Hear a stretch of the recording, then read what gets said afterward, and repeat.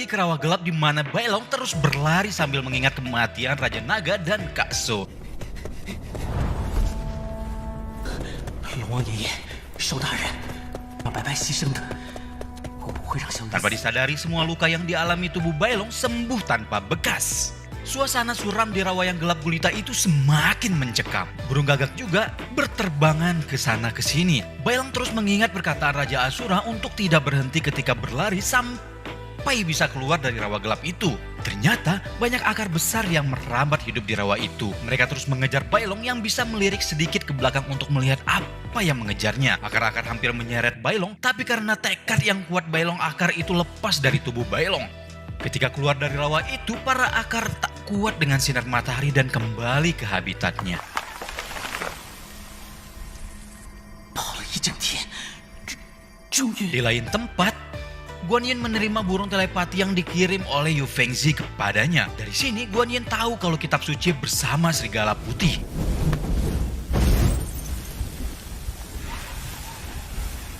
Qijing Lang Yao. Kita balik lagi nih ke Bailong yang sedang meminum air danau yang jernih. Setelahnya, ia mulai memarut dahan-dahan atau reremputan hijau yang kuat dan menjadikannya keranjang untuk tempat berlindung kitab suci.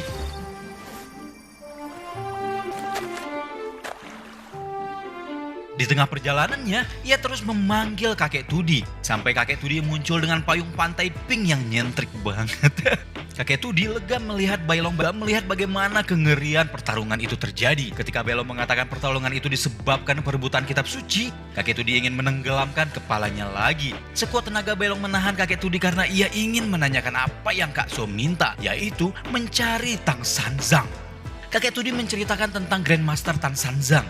Setelah Tan Sanzang menerima hadiah keberhasilannya membawa kitab suci, ia mengasingkan diri di kota Chang'an. Kakek Tudi mengarahkan Bailong untuk pergi ke arah tenggara dan dia akan sampai dalam 10 hari. Kakek Tudi yang peduli pun memberikan banyak emas sebagai bekal Bailong di dunia manusia dan langsung kembali ke dalam tanah. Ternyata emas yang kita ketahui itu ternyata upil dari para dewa, guys. Geleh anjir. Sikap kakek Tudi itu sedikit mencurigakan sih sebenarnya ya. Bailong melanjutkan penjelajahannya. Bahkan bukit batu yang tinggi menjulang juga ia panjat. Di atas bukit itu ia berteriak akan membawa Xiaoyu ke tempat berasalnya.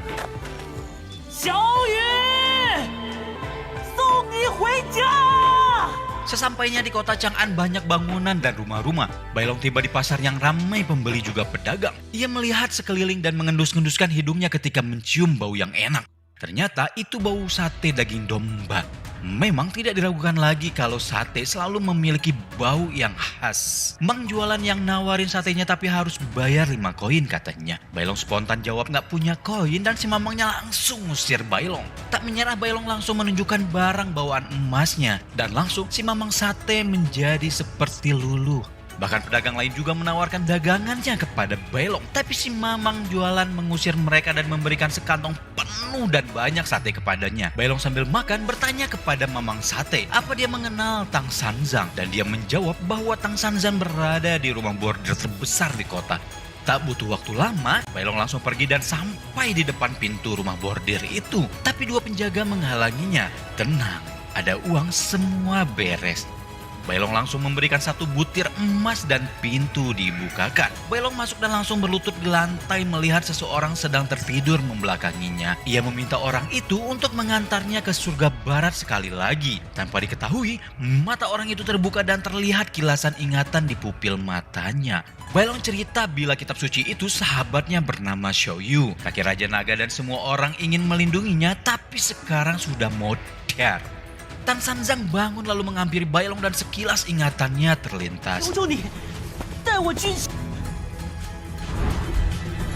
Sedetik kemudian dia langsung menendang jauh keluar Bailong. Malam datang bersama hujan tapi Bailong tak putus asa. Dia terus memohon dan memohon kepada Tang Sanzang. Bailong menyampaikan kakek Raja Naga pernah ngomong kalau kitab suci itu tak boleh jatuh ke tangan Kaisar Sitian.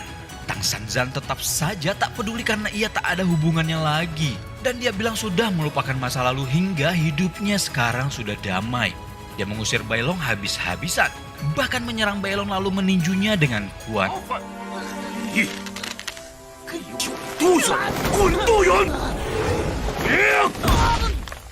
Bailong berusaha menahan tinjunya dan mencoba membujuk Tan Sanzang. Tapi dalam pandangan Tan Sanzang, ingatannya kembali lagi ketika melihat sosok Bailong dalam cengkramannya seperti sosok sahabatnya dulu. Tiba-tiba para warga berlarian dan teriak, "Dewa datang! Cepat dong larinya!" Warga yang di rumah juga menutup semua jendela rumahnya karena takut. Dari hujan kabut itu Tan Sanzang dan Bailong bisa melihat dewa dan bawahannya datang. Dia adalah bawahan Kaisar Sitian yang bernama Shijian Jingan. Ia langsung membewarakan bahwa ia sedang mencari serigala putih dan anjing yang menjadi tumpangannya mengendus bau serigala putih. Bailong bertanya kepada Tan Sanzang siapa yang datang. Tan Sanzang bilang dia adalah bawahan Kaisar Sitian, salah satu dari 8 Jingang utama. Si Zixian ini malah menawarkan Tan Sanzang untuk ikut bersenang-senang memburu iblis serigala. Tapi intinya dia nggak mau Tan Sanzang ikut campur sama urusannya.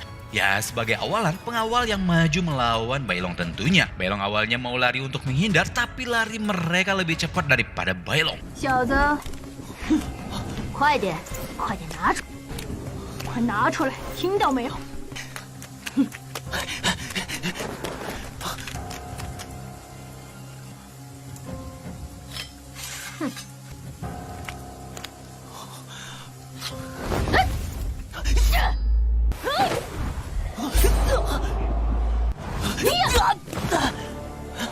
Dua cewek itu terus menyerang Bailong secara bergantian, tapi Bailong malah bisa menghindar sampai dia terpojok oleh dua pedang mereka.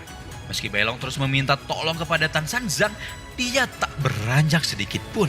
只要我还有一口气在，大法师，直到奇迹。 Zixian mulai ngoceh tentang kesetiaan Tan Sanzang kepada Kaisar Sitian setelah mereka menyelesaikan tugasnya 16 tahun yang lalu. Dia menerima penghargaan dari Buddha dan mendapat segunung emas sebagai hadiah. Pasti banyak orang yang iri dengannya. Tapi Zixian juga memperingatkannya kalau orang pintar harus tahu bagaimana bertindak sesuai situasi dan menikmati saja rumah bordirnya tanpa rasa khawatir. Tan Sanzang yang mendengarkannya kesal dalam diam. Dia terus mengepalkan tangannya lalu berterima kasih kepada Dewa Agung itu dan berbalik pergi. 大法师，不要走！大法师，小雨。 Bailong terus memanggilnya dan melanjutkan pertarungan dengan dua cewek itu.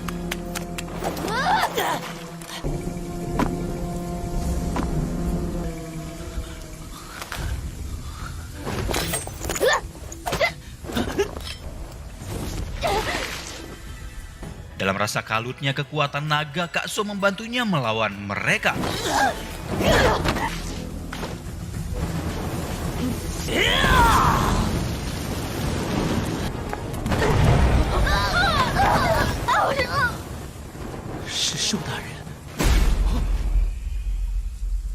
Tanpa aba-aba Zixian langsung menendang perut Bailong keras sekali. Sedangkan Tan Sanzang terus menahan diri untuk tidak ikut campur.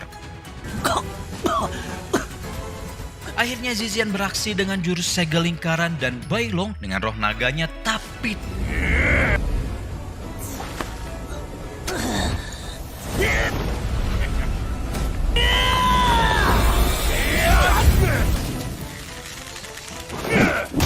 melihat ini, Zixian sadar kalau Bailong bisa mengalahkan penjaga gerbang surgawi berkat kekuatan roh naga itu. Tapi kekuatan itu tidak berguna kepadanya dan terus menampar kiri kanan wajah Bailong dan menonjoknya hingga mental nempel ke tembok. Gak lama nempelnya langsung ambruk ke tanah.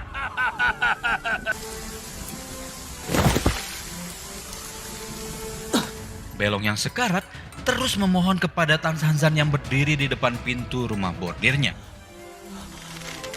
大法师，求求你！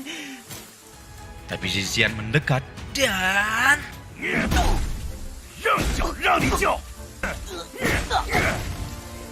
Di sini Tan Sanzang memutuskan untuk masuk ke rumah bordirnya dan mengabaikan Bailong yang sekarat.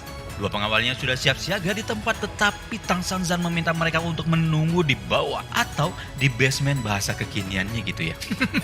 Dan jangan menghiraukan apapun yang mereka dengar dari luar. Setelah mereka pergi, Grandmaster memukul pintu kencang, tanda rasa kesalnya sudah klimaks. Mendengar suara Bailong meminta tolong ingatannya, Tan Sanzang pun hadir. Di masa lalu posisi sahabatnya saat itu mirip kondisi Bailong saat ini. Tan Sanzang hanya melihat tanpa bisa melakukan apapun dan kebingungan dengan peristiwa yang terjadi saat ini. Apalagi Guan Yin terus memintanya untuk pergi tanpa rasa khawatir karena dia akan mengurus urusannya di langit. Saat Tan Sanzang terpukul dan menyesal karena ia harus mengingat kejadian itu, Xiaoyu datang dengan bentuk roh manusia naganya. Mendengar suara Xiaoyu, Tan Sanzang langsung menoleh menghadapnya. Xiaoyu langsung menceritakan kisah masa kecilnya bersama Raja Naga yang selalu penasaran dengan kisah Tan Sanzang tanpa tahu kalau ternyata dia juga bagian dari cerita itu. 那时候我不知道自己 Xiaoyu memperkenalkan diri kepada Tan Sanzang dan merasa bahwa mereka sudah kenal sejak lama. Tan Sanzang yang kaget dengan sosok Xiaoyu yang berarti dia adalah kitab suci yang dibawanya dahulu. Xiaoyu melanjutkan curhatnya kalau dia dulu nggak tahu dia adalah kitab suci dan menyangka dirinya adalah naga. Sampai pasukan surgawi menyerang, tiba-tiba ingatannya kembali dengan jelas. Tan Sanzang yang merasa bersalah telah membawa Xiaoyu ke daratan berbanding dengan Xiaoyu yang malah berterima kasih kepada Tan Sanzang telah dibawa ke daratan karena dia bisa bertemu dengan klan naga ayahnya, lalu bertemu juga dengan Kak So dan juga Bailong. Tapi bagaimanapun tempatnya bukan di sana. Dia harus kembali ke Nirvana dan meminta bantuan pada Tan Sanzang. 毕竟不属于这里，我必须回去。大法师，请你帮帮我。 Tapi Grandmaster ini sudah putus asa dan merasa egois dan pengecut. Xiaoyu tahu kalau Grandmaster itu orang yang baik dan menunjukkannya kalau apa yang ia lakukan bukan untuk dunia tapi untuk dirinya sendiri. Lebih dari apapun, kadang orang seharusnya melakukan sesuatu untuk kebaikan dirinya sendiri. Kalau bukan, tujuan hidupnya juga akan menjadi buram. 只为我自己。 Balik lagi nih ke scene yang menunjukkan Bailong sedang dihajar habis-habisan oleh si Xian.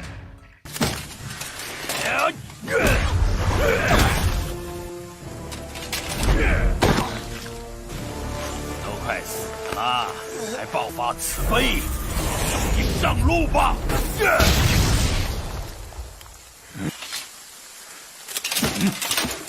Rupa-rupanya Tan Sanzang sudah terbujuk rayu Xiaoyu untuk membantunya.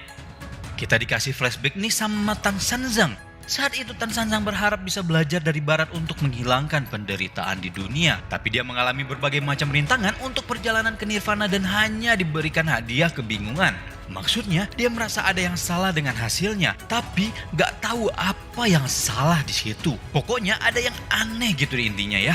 Oleh sebab itu dia tak lagi mempercayai langit. Apalagi Guan Yin juga hanya mendorongnya untuk pergi seolah-olah urusan dan segala tugasnya telah selesai.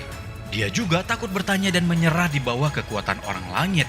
Setelah dia menyerahkan kitab suci ke Dewa Guan Yin, muridnya memilih tinggal di Istana Naga. Karena itu dia menganggap dirinya telah mati. Ya maksudnya mati gitu jiwanya gitu ya, nafsunya mati gitu, bukan badannya yang mati. Berasa sudah kehilangan jati dirinya gitu. Jika saja dia bisa mengulang kembali masa itu, dia akan memilih untuk mati bersama teman-temannya. Tapi untungnya saat ini dia diberi kesempatan kedua. 选择幸运的是， Setelah menyadari kesempatan untuk menebus penyesalan di masa lalu, ia menyelamatkan Bailong tentunya. Tapi Zixian masih ngungkit masalah dulu tentang penghargaan dan hadiah yang didapatkan Tan Sanzang. Dia bertanya apa semua itu tidak cukup dan sambil mengancamnya, Tan Sanzang mengangkat suara mendeklarasikan kalau dirinya bukan boneka para dewa dan menyadari siasat mereka di masa lalu, terutama pesannya ini diperuntukkan kepada Guan Yin.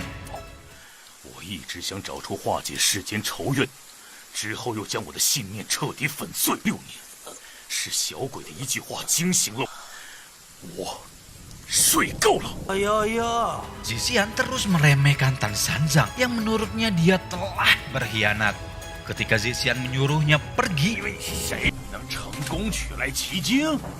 哼，也想跟天众作对，正是。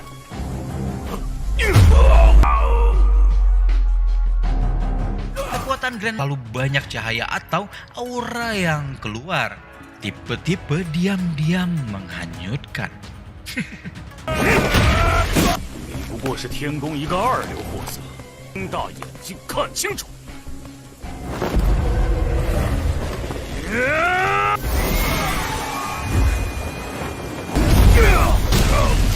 该死的垃圾！我要你死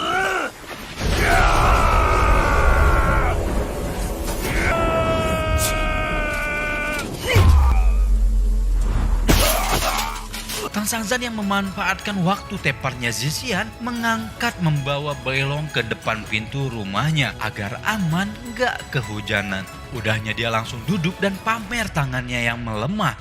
Kalau aja itu 16 tahun yang lalu, kekuatan dia pasti bisa membuat Zixian gak dikenalin lagi sama mamanya. Maksudnya dia tuh udah babak belur gitu ya. Dibandingkan yang lain, Zixian ini adalah yang terlemah menurutnya. Tak tanggung, dia langsung mengancam Zixian untuk melepaskan kitab suci dan tak akan diberitahukan kepada siapapun tentang kegagalan itu. Kalau tidak, dia akan modar saat ini juga. Zixian tak terima dengan hinaan yang diucapkan Tan Shanzang dan berencana untuk menghancurkan rumah bordir bersama mereka. 还想保住小鬼？不见棺材，掉泪，给你一起陪葬！我拭目以待。去死吧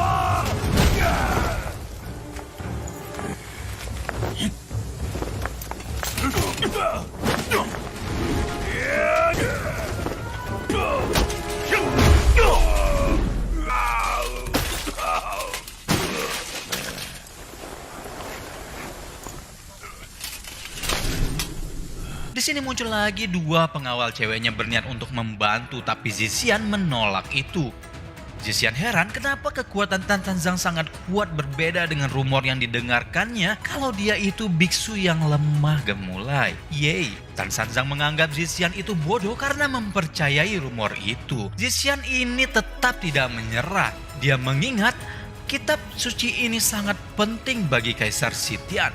Kalau dia gagal, dia bakal dihukum di istana surga.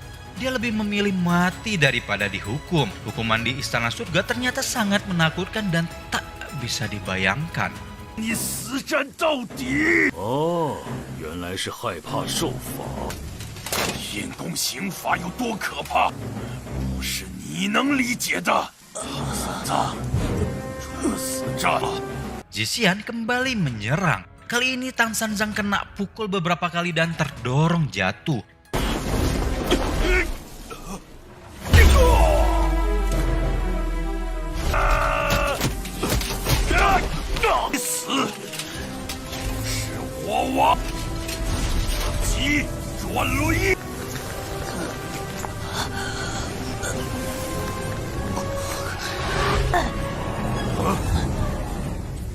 Lalu Bailong sadar dan bangun. Dia mengingat saat-saatnya dulu ketika terluka di hamparan hujan salju, di mana saat Xiaoyu kecil berlari terburu-buru menghampirinya yang terkapar dan memberikan harta berharga klan naga gunung Tianyu, batu giok Xiaoyu yang bisa memberikan kehangatan dan keberuntungan untuk Bailong.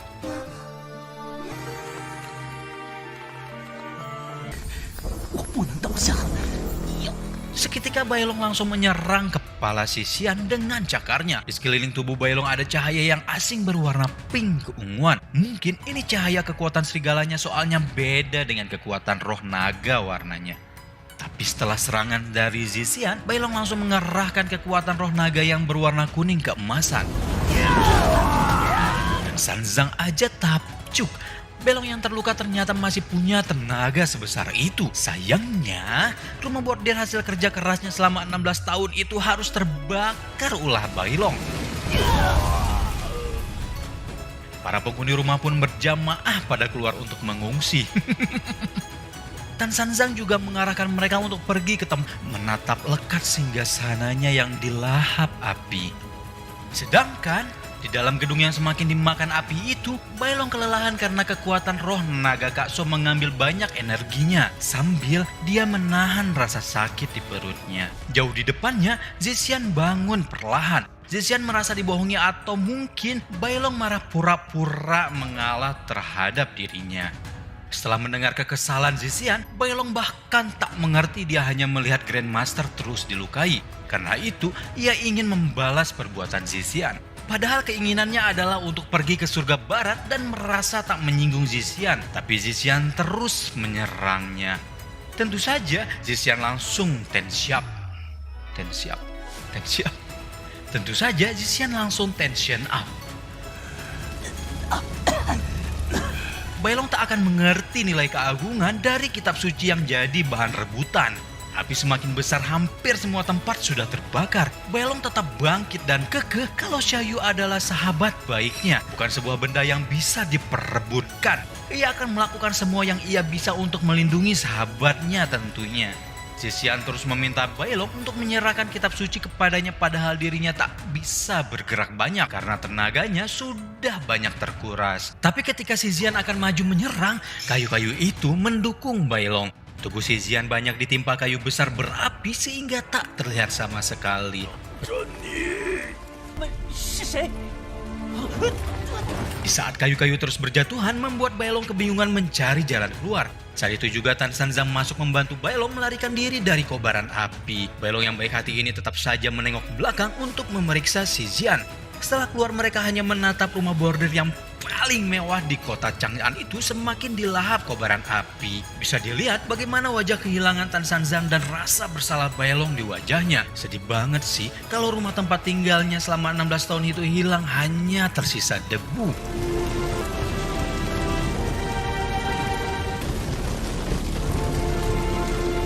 Ending kali ini gak kelihatan ya bakal gimana gitu ke depannya. Tapi aku ramal part selanjutnya pasti lebih seru. Melihat Tan Sanzang akhirnya membuka hati untuk membantu Bailong, perlu ditunggu nih kelanjutan hubungan keduanya ya. Kira-kira cahaya pink serigala Bailong itu bentuk kekuatannya seperti apa ya? Zixian juga sempat nyinggung mereka tak akan melepaskan Bailong. Kira-kira kata mereka ini tuh siapa ya? Penasaran gak sih? Penasaran dong? Yang sabar ya.